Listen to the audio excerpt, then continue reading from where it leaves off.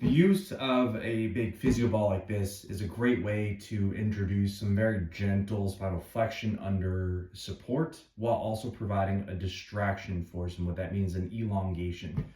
This would be particularly helpful if your pain is actually due to arching a little too much, if you're dealing with what we call foraminal stenosis, where arching or extension is not going to feel very good. And so this is an opportunity for you to elongate your low back muscles. If your low back muscles have a tendency to feel on the tighter side and you're locked into that extension, this is a great way to get into more of a neutral or maybe even slightly flexed position if that's something that you need.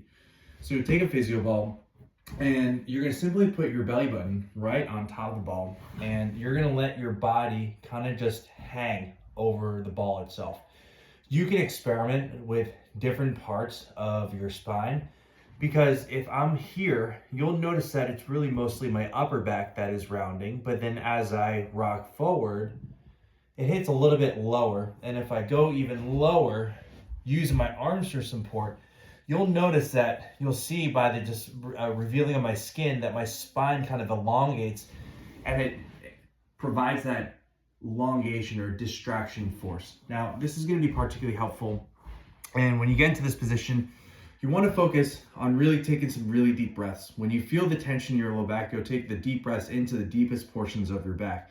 Now, when getting up, it's going to be very important that you are going to use your hips, because you just spent the past 30 seconds to a minute relaxing your back muscles. So if you're trying to stand up, be cautious of once you're here.